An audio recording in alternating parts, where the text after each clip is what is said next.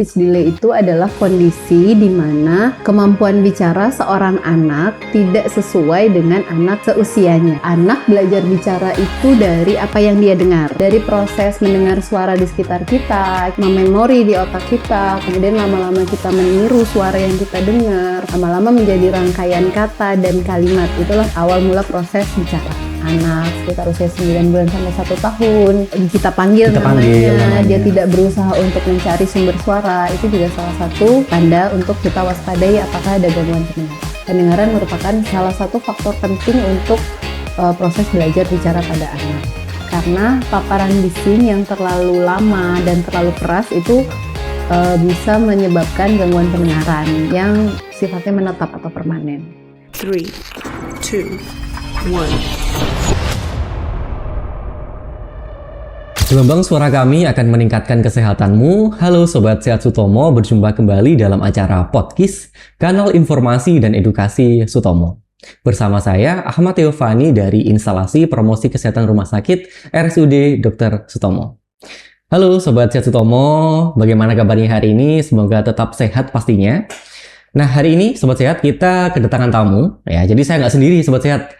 Hari ini bersama dengan Dr. Sofia Tiarini, SPTHT BKL. Betul, Dokter? Betul, Mas. Selamat datang, Dr. Sofia. Tahun lalu kita sudah berbincang-bincang di podcast juga ya, benar, dengan Dr. tahun Sofia. lalu ya, tepat tahun 1 lalu. tahun. Nah, hari ini kita juga dalam peringatan Hari World Hearing Day, dan topik kali ini kita akan fokus terkait speech delay pada anak dan juga pentingnya deteksi dini gangguan pendengaran. Nah, Dr. Sofia, pertanyaan pertama pastinya, gitu ya. Sebelum kita lebih jauh lagi, memang ada hubungannya pendengaran dengan kemampuan berbicara. Karena ini kan speech delay pada anak pasti berhubungan dengan hal tersebut. Kira-kira gimana, Dokter? Ya, benar banget. Jadi memang antara speech delay dengan pendengaran itu suatu yang sangat berhubungan. Sebelumnya mungkin kita akan bahas dulu supaya kita tahu speech delay ini sebenarnya apa gitu ya. Jadi per definisi speech delay itu adalah kondisi di mana kemampuan bicara seorang anak tidak sesuai dengan anak seusianya. Oke.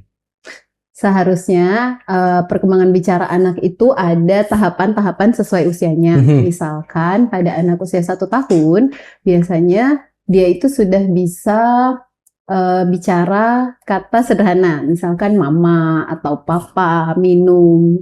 Itu sudah bisa harusnya 1 tahun. Atau anak 2 tahun seharusnya sudah memiliki puluhan kosakata atau sudah bisa merangkai 2 kata sederhana. Misalkan mau makan atau minta susu, itu harusnya pada anak 2 tahun ya sudah bisa. Nah, apabila pada seorang anak ini mengalami keterlambatan yang tidak sesuai dengan usia seharusnya, itu kita harus melakukan evaluasi lebih lanjut. Apakah ada keterlambatan bicara atau speech delay pada anak tersebut. Nah, apakah nantinya ketika speech delay itu pasti penyebab utamanya adalah gangguan pendengaran? Nah, benar. Jadi sebenarnya gangguan pendengaran ini faktor penyebabnya banyak banget ya. Mungkin untuk menjelaskan yang secara lebih lengkap semua faktor penyebab gangguan speech delay itu yang lebih kompeten tentu saja dokter anak, terutama di bagian tumbuh kembang. Cuman pada hari ini mungkin juga terkait dalam rangkaian World Hearing Day juga, kita akan membahas salah satu faktor yang juga penting pada terjadinya speech delay, yaitu gangguan pendengaran. Jadi sebenarnya masih banyak faktor yang lain. Jadi gangguan pendengaran ini menjadi salah satu penyebab nantinya dalam terjadinya speech delay. Benar. Nah, mengapa kemampuan mendengar ini berpengaruh terhadap perkembangan bahasa anak, Dokter? Ya, jadi sebenarnya pada dasarnya anak belajar bicara itu dari apa yang dia dengar. Kita dulu bayi baru lahir tentu saja nggak bisa langsung ngomong ya kan. Betul. Kayak, nangis mungkin, ya, nangis dulu, nangis bisa. Kalau langsung ngomong halo mama gitu nggak bisa, mungkin. Tapi kita bisa, kalau pendengaran kita baik, kita bisa langsung mendengar suara di sekitar kita. Nah, dari proses mendengar suara di sekitar kita, kita akhirnya memori di otak kita, kemudian lama-lama kita meniru suara yang kita dengar, lama-lama menjadi rangkaian kata dan kalimat. Itulah proses awal mula proses bicara. Jadi proses bicara itu didahului oleh mendengar yang baik.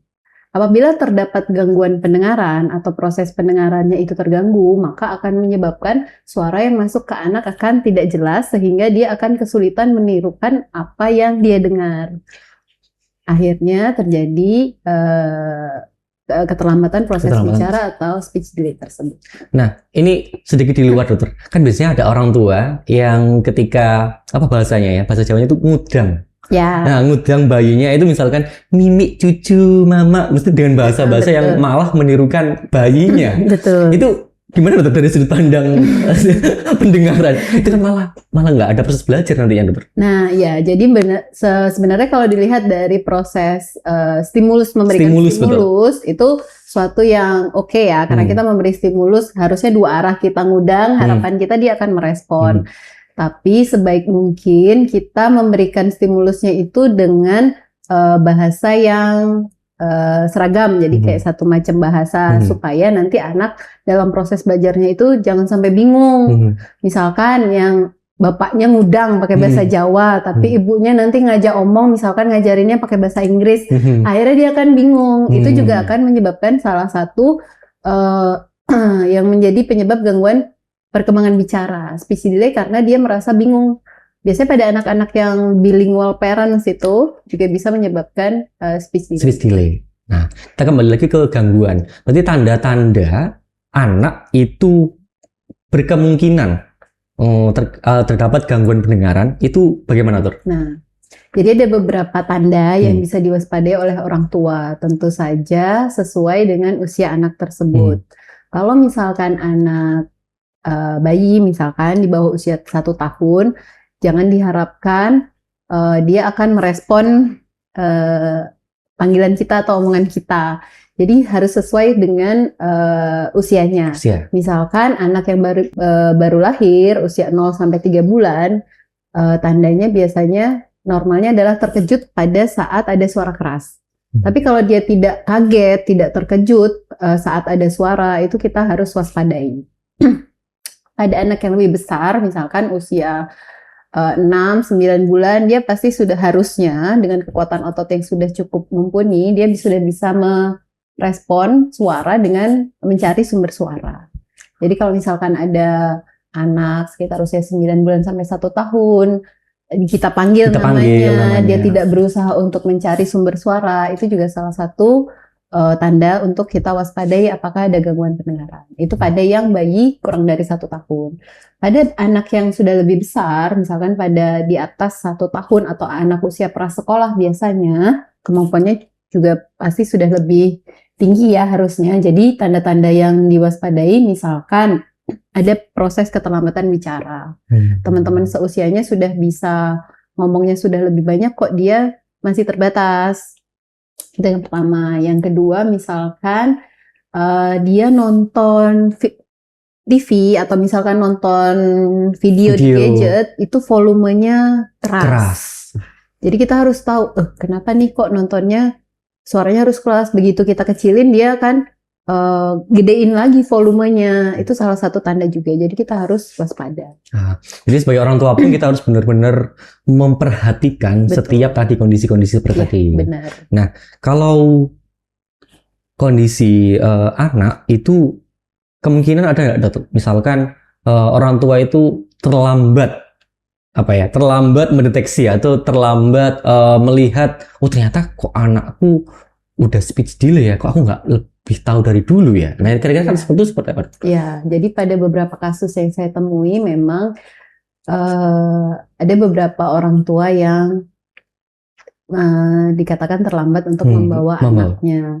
Memang pada umumnya orang tua itu menyadari ada keterlambatan bicara itu di usia sekitar 18 bulan sampai 2 tahun. Jadi 1,5 sampai 2 tahun. Karena harusnya di usia tersebut anak sudah tadi mulai bisa merangkai kata sederhana.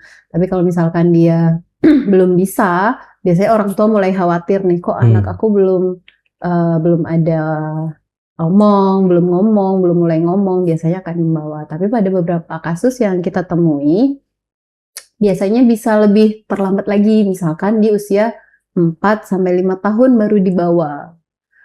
Faktornya tentu banyak, apalagi di era sekarang ya. Banyak anak kita dikasih nonton gadget. Betul. Biasanya kalau anak terlambat bicara, oh itu karena kebanyakan nonton Nonton gadget. Jadi nggak apa-apa, nanti lama-lama akan ngomong juga, sendiri. betul. Atau biasanya dengerin kata tetangga nih, oh nggak apa-apa kalau anak cowok biasanya memang lebih lambat daripada anak perempuan. Jadi orang tua tidak langsung memeriksakan anaknya, sehingga itu tadi terjadi keterlambatan, baru datang biasanya sekitar 4-5 tahun usianya. Padahal pada anak-anak misalkan dengan gangguan pendengaran atau speech delay yang tanpa gangguan pendengaran pun lebih cepat terdeteksi penyebabnya apa, lebih cepat penanganannya akan menghasilkan output yang juga lebih optimal untuk anak. Untuk anak, betul. Nah, yang dilakukan nantinya ketika sudah, ternyata anakku sudah terdeteksi atau melihat tanda-tandanya, apa yang harus orang tua lakukan? Iya. Apa nih? Tentu saja kalau misalkan di rumah ada tanda-tanda yang dicurigai, anak terlambat bicara atau bahkan anak terdapat gangguan pendengaran, harus langsung dibawa ke fasilitas kesehatan. Biasanya akan dilakukan screening pendengaran, pemeriksaan pendengaran untuk awal dulu nih, biasanya memang harus dipastikan dulu pendengarannya, karena tadi sudah kita bahas juga ya, pendengaran merupakan salah satu faktor penting untuk proses belajar bicara pada anak. Jadi biasanya akan dilakukan pemeriksaan pendengaran untuk memastikan pendengaran anak ini normal atau ada gangguan.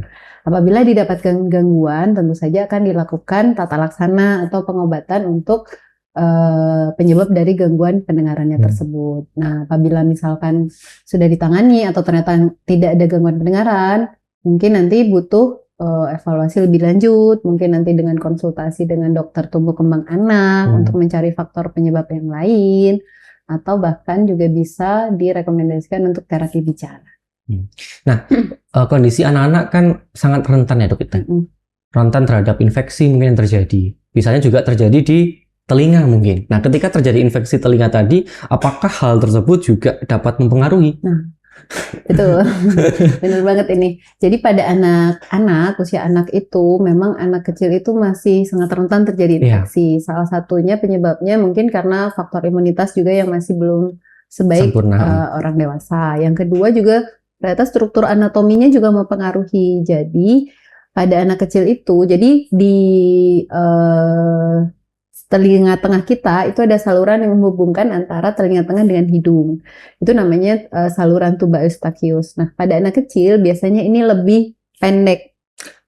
Sehingga kalau misalkan ada radang di daerah saluran nafas atas, itu biasanya lebih cepat menyebar ke telinga tengah, sehingga menyebabkan infeksi di telinga tengah. Makanya seringkali anak kecil itu kan anak batuk pilek, misalkan anak panas batuk pilek kok sering mengeluh sakit telinganya. Itu satu tanda mungkin terjadi radang di telinga tengah. Nah, radang di telinga tengah ini seringkali menyebabkan penumpukan cairan di telinga tengah. Akhirnya akan tentu saja menghambat konduksi suara yang masuk ke telinga dalam. Akhirnya menyebabkan gangguan pendengaran. Dan mau nggak mau juga akan menghambat proses perkembangan bicara tadi. Saluran tadi itu berkaitan dengan ini, dokter. Ketika kita pilek, kan dengan suara pendengaran kita agak budik gitu. Ya, nah, berarti betul. Itu. Tapi biasanya pada dewasa dia resikonya lebih rendah. Karena salurannya sudah lebih panjang. Tapi biasanya pada misalkan kondisi orang dewasa lagi batuk pilek terus terlalu capek, kurang istirahat, imunitasnya drop, itu juga bisa menyebabkan infeksi di telinga kita. Pertanyaan berikutnya, apakah bisa sembuh? Apakah bisa disembuhkan? Apa ya, terapi mungkin atau apa yang harus dilakukan dokter pada saat seperti itu? Ya, jadi pada beberapa kasus yang menyebabkan gangguan pendengaran, terutama pada anak, itu masih bisa diobati. Salah satu contohnya misalkan pada yang tadi, misalkan terjadi infeksi atau penumpukan cairan di telinga tengah yang menyebabkan gangguan pendengaran, itu masih bisa kita obati biasanya. Mungkin dengan obat-obatan atau misalkan kalaupun pada kondisi tertentu ada tindakan khusus yang dilakukan untuk mengeluarkan cairan telinga tengah. Tapi pada beberapa kondisi di mana gangguan pendengaran menetap, biasanya karena kerusakan di organ rumah siput atau koklea di telinga dalam, biasanya membutuhkan bantuan alat bantu dengar atau cochlear implant kalau gangguan pendengarannya itu termasuk yang kondisi sangat berat. Kalau di rumah sakit Dr. Sutomo, selama ini dokter, di pengalaman dokter nangani anak yang speech delay, ada nggak cerita yang menarik dokter? Ya, Itu. jadi memang pembelajaran juga untuk kita ya. Jadi banyak anak-anak yang dibawa oleh orang tuanya, keluhannya itu justru bukan gangguan pendengaran, tapi keluhannya adalah belum bisa ngomong. Belum bisa ngomong. Macam-macam, ada yang dibawa usia 1 tahun, 1,5 tahun lah biasanya, 1,5 tahun sampai 2 tahun, atau ada yang bahkan sudah usia besar 6-7 tahun. Kenapa Bu kok baru dibawa? Ya. Jadi iya Dok, kata tetangga saya nanti lama-lama akan ngomong juga. Dulu kakaknya juga ada keterlambatan juga. Ternyata setelah dilakukan pemeriksaan, ya memang ada gangguan pendengaran. Padahal, jadi otak manusia itu, otak anak kecil itu, ada golden periodnya nih Mas, untuk belajar. Untuk proses mendengar, untuk proses melihat, dan untuk proses kognitif tuh ada golden period yang harus kita kejar. Kalau misalkan dia masih di dalam golden period itu, harusnya segera terdeteksi, segera kita tangani, tentu saja hasilnya juga akan lebih optimal. Tapi apabila sudah lewat dari periode itu, ya memang masih bisa, tapi akan lebih sulit, prosesnya juga akan memerlukan waktu yang lebih panjang. Karena di fase emas itu kan fase di mana apa yang didengar, apa yang dilihat itu cepat masuk di dalam otak dan terekam dengan baik. Benar. Makanya sekarang itu ada program deteksi dini namanya yang digaungkan bahkan oleh internasional juga sudah mulai dikenalkan. Itu deteksi dini gangguan pendengaran bahkan sejak bayi baru lahir. Jadi usia 1 bulan, jadi prinsipnya adalah 136. Deteksi dini sebelum usia 1 bulan, diagnosis sebelum usia 3 bulan, dan intervensi sebelum 6 bulan. Nah, program 136 ini benar-benar ngejar golden period anak. Untuk perkembangan bicaranya. Jadi jangan sampai ada keterlambatan. Kalau sebelum 6 bulan ini sudah terdeteksi dan tertangani dengan baik, insya Allah perkembangan bicara itu bisa kita cegah terjadi. Nah, pendengaran yang di anak itu kan sangat-sangat penting Dok, apalagi untuk kehidupan sehari-hari. Nah, dari sudut pandang dokter, seberapa penting nantinya ketika anak itu terdapat gangguan atau kondisi-kondisi lain? Ya. Jadi mendengar itu, fungsi mendengar itu sangat penting di kehidupan kita sehari-hari. Tidak hanya untuk proses kita berkomunikasi. Mungkin yang paling utama adalah proses komunikasi kita dengan orang ya. Tapi juga ternyata mendengar itu juga sangat penting untuk kita proses belajar sehari-hari, terutama pada anak ya, anak usia sekolah. Karena kita mendengar pembelajaran dari guru, dari ustadz ustazah mungkin ya di sekolah, itu dengan kita mendengarkan. Kalau misalkan terjadi gangguan, tentu saja itu juga akan berdampak pada proses belajar yang pertama. Jadi kognitifnya dia juga pasti akan terganggu, kognitif atau keilmuannya dia ya akan terganggu. Kemudian dampak berikutnya juga adalah dampak di interaksi sosialnya dia. Karena anak yang dengan gangguan pendengaran, dengan keterbatasan komunikasi, kemudian dengan juga kemampuan berpikir yang mungkin tidak terlalu bagus, tentu saja akan merasa minder, akan menarik diri dari lingkungan, akan tidak percaya diri untuk berinteraksi dengan teman-teman sekitarnya. Akhirnya dampak luasnya mungkin dia jadi jatuh ke kondisi yang sampai ke depresi bahkan. Jadi luas banget. Nah, di era sekarang, era digital itu kan banyak anak-anak yang sudah terpapar gadget lebih dulu dibandingkan dulu ketika umur saya misalnya. Dulu belum terlalu ini dulu mainnya mungkin kalau dulu langsung gitu ya, main sembunyi-sembunyian, lari-larian sebagainya. Sekarang anak-anak itu sudah terpapar gadget lebih dahulu. Bener. Bahkan ada yang pakai earphone, pakai headphone dan sebagainya. Pengen jadi gamer dia pakai headphone yang besar misalnya seperti itu. Nah, gimana kita menjaga anak di sisi lain juga tetap nggak ketinggalan teknologi, karena juga pembelajaran sekarang di sekolah juga teknologi, tapi telinga kita, kondisi kesehatan itu tetap terjaga. Ya. Menyeimbangkan ini seperti apa, Dokter? Benar, jangankan anak-anak, Iya. kita aja. Iya betul. Benar, jadi kita aja juga di era sekarang ini penggunaan earphone atau metode lain untuk mendengarkan gadget itu cukup kita sering pakai di kehidupan sehari-hari. Lagi Zoom meeting, lagi dengerin kuliah online, ya kan, bahkan dengerin musik juga lebih enak betul. ya kalau pakai earphone atau headphone. Jadi sebenarnya masih boleh, asal penggunaannya dengan bijak, karena paparan bising yang terlalu lama dan terlalu keras itu bisa menyebabkan gangguan pendengaran yang sifatnya menetap atau permanen. Jadi gimana kita penggunaan secara bijak? Dari konsensus internasional itu merekomendasikan aturan 60 atau rules of 60. Jadi volume maksimal gadget disetel 60% maksimal dari volume maksimal gadget. Kemudian durasinya juga dibatasi tidak lebih dari 1 jam. Apabila sudah 1 jam, biasanya kita istirahatkan dulu telinga kita. Jadi dilepas earphone atau headphone-nya itu, kemudian kita istirahatkan.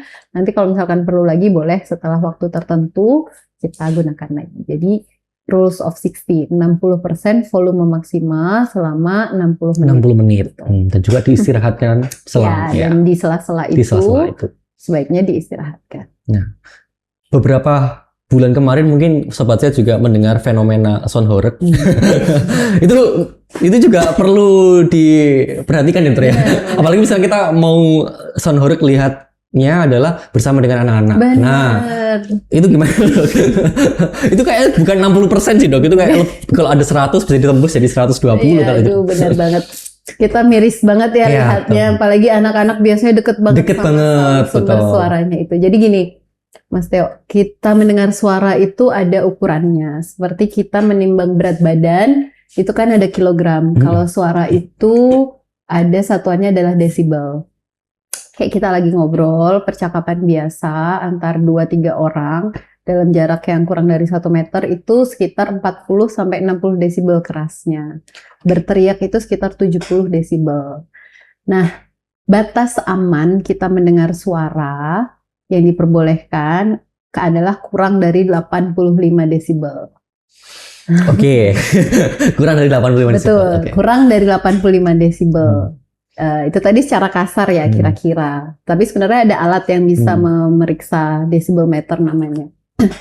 Kalau seperti gergaji mesin, suara truk tronton yang di jalan raya itu sudah di atas 85 desibel. Bahkan suara yang lebih kencang lagi seperti misalkan trauma ledakan itu bahkan bisa sampai 100, 110, 120 desibel. Nah, sound-horeg ini apabila kita dekat dengan sumber suaranya itu, bahkan ada yang kemarin meliput itu sampai 120 desibel. Bisa dibayangkan ya. Padahal batas amannya itu 85 desibel. Ini jauh melebihi batas aman.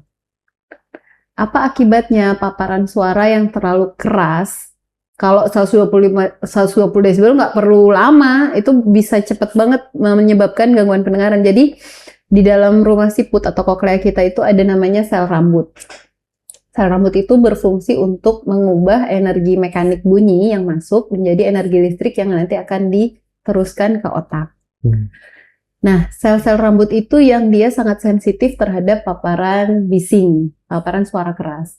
Kalau misalkan ada paparan bising yang terlalu keras dalam jangka waktu yang terlalu lama, itu akan menyebabkan kerusakan di sel-sel rambut ini. Dan kerusakan sel rambut itu sifatnya permanen. Jadi kalau misalkan sudah terjadi, tidak bisa, sampai saat ini ya, dari literatur, dari penelitian itu belum ada obatnya dan belum bisa disembuhkan. Jadi begitu kena biasanya nggak bisa kembali seperti semula. Tapi biasanya di awal-awal tidak kita sadari karena yang kena duluan nih frekuensi tinggi. Jadi nggak apa-apa kok, kemarin saya habis dengerin sound-horeg masih nggak masalah gitu ya kan. Sekarang, tapi kita belum tahu jangka panjangnya karena proses itu akan terus berjalan kerusakannya. Selama kita terus-menerus dengerin Mendengerin lagi, itu nanti makin kena, frekuensi bicara juga akan kena, akhirnya baru muncul gangguan pendengaran. Baru kita sadar. Jika itu terjadi tadi mengajak anaknya atau mengajak babynya, semakin parah nggak sih, Dok? Ya, jadi karena anak dan bayi itu sangat sensitif ya terhadap suara. Dan jadi kalau kita nih, kita manusia dewasa, orang dewasa itu dikatakan pendengarannya normal, batasnya di 25 desibel. Jadi kita didapatkan gangguan pendengaran kalau di atas 25 desibel. Tapi pada anak, apalagi yang masih proses belajar bicara, biasanya usia prasekolah ya, itu butuh fungsi pendengaran yang lebih bagus lagi. Jadi dikatakan kurang dari 15 desibel untuk bisa mencapai proses perkembangan bicara yang baik. Jadi kalau misalkan masih usia anak, masih usia bayi sudah terpapar bising, tentu saja akan menghambat proses perkembangan bicaranya karena terjadi gangguan pendengaran sejak awal. Benar. Nah, itu juga perlu diperhatikan Sobat Sehat. Jadi fenomena-fenomena yang seperti sound horeg, jadi kita nggak bisa tiba-tiba ikut-ikutan gitu ya. Apalagi tadi anak kita dan juga baby kita nanti itu sensitifnya lebih daripada kondisi dewasa. Nah, selain hal-hal tadi, hal-hal apa lagi yang perlu diperhatikan untuk menjaga kesehatan telinga kita dan juga pendengaran kita? Ya, jadi selain kita harus menghindari paparan bising yang terlalu keras dan terlalu lama, yang kedua juga mungkin kita bisa menjaga kesehatan telinga dan pendengaran dengan tidak memasukkan apapun ke dalam telinga kita. Biasanya paling sering cotton bud nih. Cotton bud itu tujuannya adalah mitos atau itu paling sering muncul tuh, karena mungkin perilaku dari dahulu turun temurun nggak pernah berhenti. Nah, gini, salah kaprahnya adalah kita korek-korek pakai cotton bud itu tujuannya adalah membersihkan kotoran telinga. Padahal sebenarnya itu bukan suatu kotoran. Jadi itu adalah serumen. Serumen itu adalah minyak yang dihasilkan oleh kulit liang telinga. Dan justru ada fungsinya, Mas. Jadi kita diciptakan lengkap dengan serumen itu untuk melindungi kulit liang telinga kita. Kalau misalkan nggak ada sama sekali, justru bisa meningkatkan resiko terjadinya infeksi telinga. Yang kedua, meningkatkan resiko masuknya serangga ke dalam liang telinga kita. Oke. Nah, kalau misalkan kita terlalu sering korek-korek, itu justru malah, Dok, ada semut masuk. Atau, Dok, kemarin habis korek-korek, kok malah sakit ya, nyeri telinga saya, mungkin terjadi infeksi. Atau kadang-kadang malah salah cara membersihkannya, jadi dia malah makin kedorong ke dalam. Padahal, selain kita dilengkapi serumen, kita juga dilengkapi mekanisme pembersihan alami. Jadi gerakan rahang saat kita bicara atau mengunyah makanan itu akan membawa serumen itu pelan-pelan keluar. Jadi secara tidak kita sadari dia akan tereliminasi pelan-pelan gitu. Jadi otomatis, Dok? Otomatis. Jadi sebenarnya kita nggak perlu melakukan pembersihan. Justru kalau misalkan kita salah, itu tadi serumennya malah kedorong ke dalam, ngeblok liang telinganya. Kecuali pada kondisi tertentu, misalkan ada tuh yang serumennya sifatnya keras, membatu gitu ya. Tentu saja itu butuh penanganan khusus. Jadi harus dibawa berobat untuk dilakukan pembersihan. Memang nggak bisa secara otomatis keluar sendiri seperti yang kebanyakan orang. Oke. Ada lagi, Dokter? Tadi kita harus stimulusnya harus dilakukan dengan baik, terus menghindari bising-bising, terus menjaga kebersihan telinga. Tadi yang cotton bud itu dihindari. Ada lagi, Dokter, untuk menjaga kesehatan pendengaran kita? Terakhir, apabila terdapat keluhan apapun di telinga, misalkan ada nyeri telinga, keluar cairan dari telinga, segera kita periksakan. Atau misalkan gangguan pendengaran, telinga mendenging, harus segera kita periksakan. Lebih cepat kita mendeteksi kelainan, lebih cepat penanganannya, tentu saja hasilnya juga akan lebih baik. Lebih baik. Oke, penanganan tepat ya, nanti juga hasilnya pasti lebih baik lagi. Betul. Nah, terakhir, Dokter, apa aja sih yang bisa disampaikan untuk masyarakat dalam pencegahan speech delay dan juga deteksi dini gangguan pendengaran?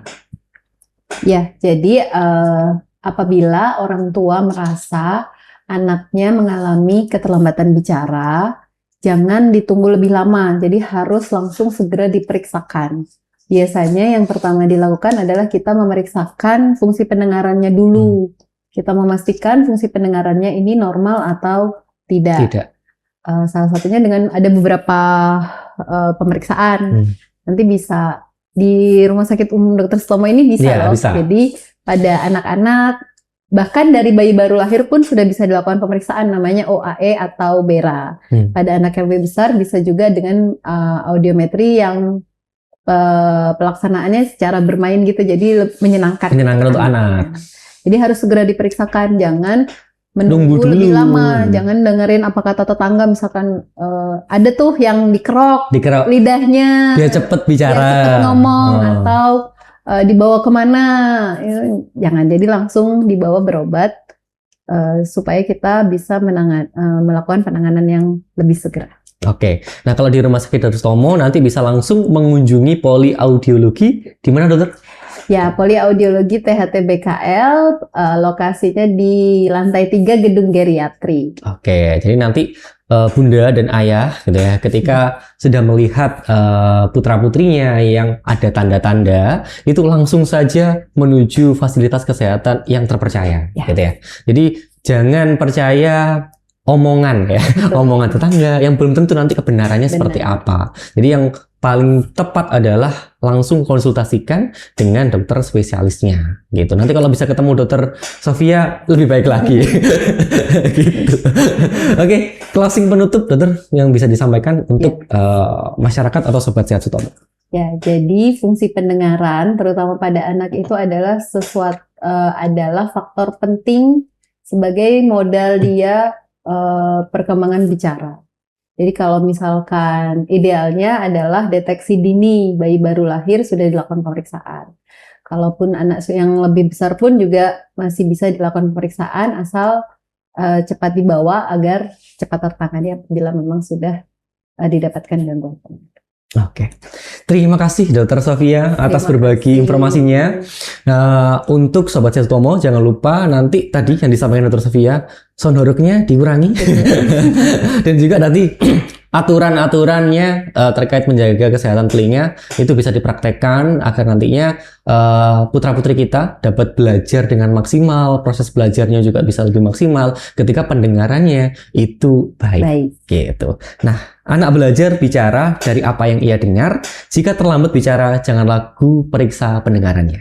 Bersama RSUD Dr. Sutomo, masyarakat sehat dan menyehatkan. Sampai jumpa di podcast berikutnya. Sampai jumpa. Bye-bye.